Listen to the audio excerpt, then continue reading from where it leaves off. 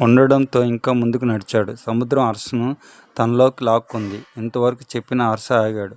వింటున్న అందరూ హర్ష, మీరు ఆత్మహత్య ప్రయత్నం చేశారా? నమ్మలేకపోతున్నాం.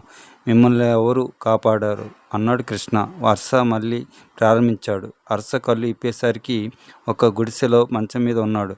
ఇదేమిటి, ఇక్కడికి ఎలా వచ్చాను? మీరెవరు? అని పక్కన కూర్చుని వ్యక్తిని అడిగాడు. బాబు, నా పేరు వెంకటస్వామి. మావు జాలరులు. మీరు సముద్రంలోనికి వెళ్ళిపోతుంటే దూరం నుంచి చూశాను. మేము ముగ్గురం వెళ్ళి మిమ్మల్ని రక్షించాం. మీ పేరేంటి బాబు? చదువుకున్నలా ఉన్నారు. తమరు ఇలాంటి పని చేయొచ్చా? అన్నాడు హర్ష కోపంగా. నేను ఏ పరిస్థితిలో ఆ పని చేస్తానో నీకు తెలుసా? నా స్థానంలో ఎవరున్నా ఇదే పని చేస్తారు. మీరు ఇప్పుడు నన్ను కాపాడినా రేపు మళ్ళీ ఇదే పని చేయనని గ్యారంటీ లేదు అన్నాడు.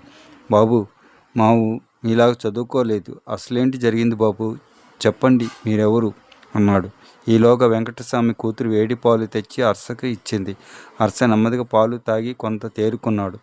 నా పేరు హర్ష, శ్రీహర్ష అంటూ ప్రారంభించి జరిగినదంతా పూసగుచ్చినట్లు చెప్పాడు. పూర్తిగా చెప్పాక, ఇప్పుడు చెప్పు వెంకటస్వామి, నా పొజిషన్లో ఎవరున్నా చనిపోక తప్పదు. అంత దుఃఖం భరించాను అన్నాడు గంభీరంగా. బాబు, నా నోటి చెప్తాను, తమరేమి అనుకోకండి. మాము మీలాగా చదువుకోలేదు. తప్పుగా మాట్లాడితే క్షమించండి. మన కోసం బ్రతకడంలో గొప్ప ఏముంది బాబు? ఇంకో మనిషి కోసం బ్రతికితే జన్మ తరిస్తుంది అన్నాడు. హర్ష ఒక్కసారి షాక్ తిన్నట్టయ్యాడు. ఒక జాలరికి ఇంత జ్ఞానమా? ఆశ్చర్యంగా వెంకటస్వామిని చూశాడు. వెంకటస్వామి, నీకింత జ్ఞానం ఎలా వచ్చింది? అన్నాడు. మా బోటోళ్ళకి ఇటువంటి విషయాలు ఎట్లా తెలుస్తాయి స్వామి?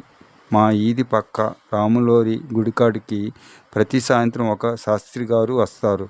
నాకు కుదిరినప్పుడు అక్కడ కూర్చుంటాను. ఆయన రామాయణం భారతం చెప్తారు. తమరు ఈ రోజుకి రెస్ట్ తీసుకోండి. రేపు సాయంత్రం ఆయన కాడికి వెళ్దాం అన్నాడు వెంకటస్వామి. అలసిపోయి ఉన్న హర్ష నిద్రకు ఉపక్రమించాడు. పడుకోబోయే ముందు హఠాత్తుగా తన ఇంట్లో పనివాళ్ళు గుర్తుకొచ్చారు. నెమ్మదిగా బయటికి వెళ్ళి టెలిఫోన్ బూత్కి వెళ్ళి వాళ్ళకు ఫోన్ చేసి అనుకోకుండా తాను మరో ఊరు వెళ్ళవలసి వచ్చిందని కంగారు పడవద్దని చెప్పి వెంకటస్వామి ఇంట్లో నిద్రపోయాడు. Thanks for watching. Please like, share and subscribe VMK Multi Vlogs. Bye bye.